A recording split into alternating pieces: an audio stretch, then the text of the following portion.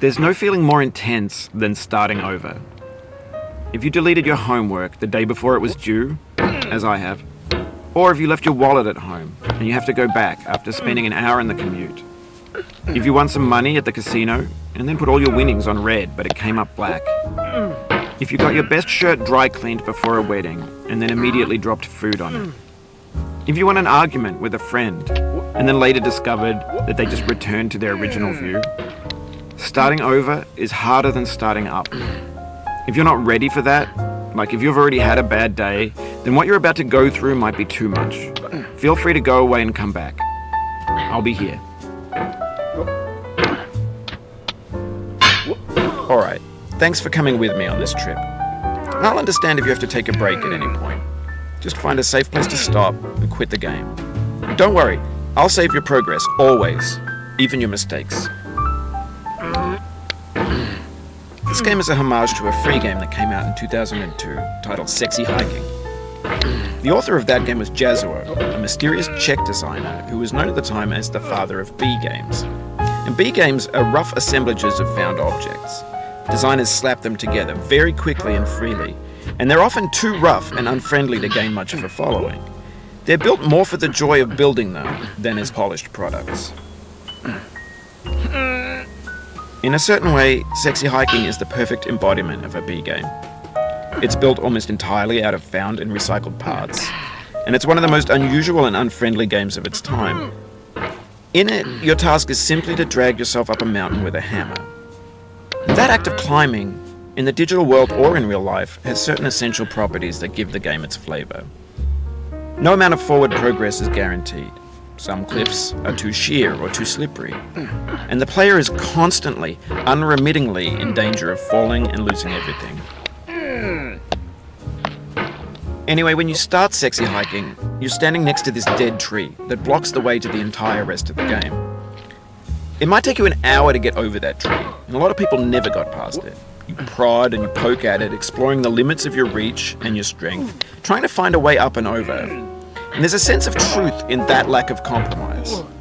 Most obstacles in video game worlds are fake. You can be completely confident in your ability to get through them once you have the correct method or the correct equipment or just by spending enough time.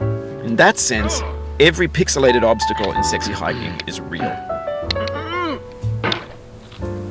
The obstacles in Sexy Hiking are unyielding, and that makes the game uniquely frustrating. But I'm not sure Jazzuo intended to make a frustrating game.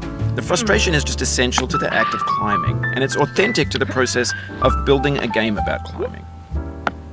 A funny thing happened to me as I was building this mountain. I'd have an idea for a new obstacle, and I'd build it, test it, and it would usually turn out to be unreasonably hard. But I couldn't bring myself to make it easier. It already felt like my inability to get past the new obstacle was my fault, as a player rather than as a builder. Imaginary mountains build themselves from our efforts to climb them, and it's our repeated attempts to reach the summit that turns those mountains into something real.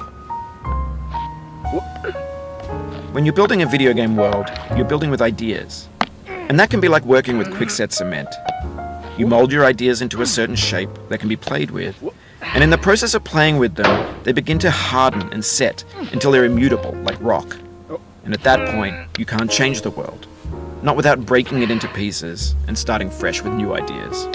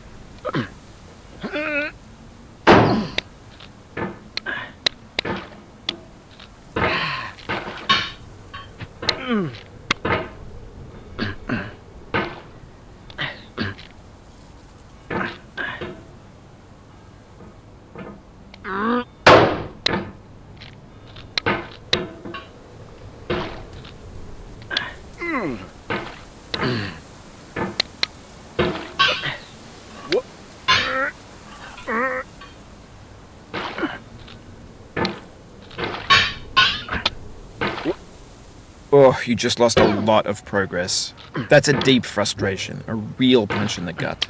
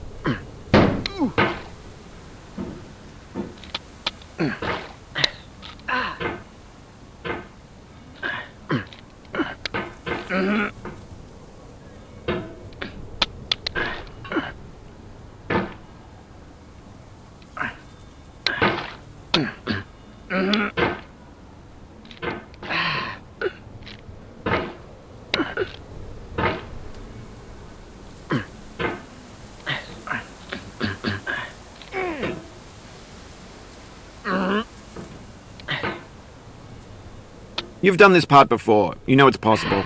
Just do what you did the first time.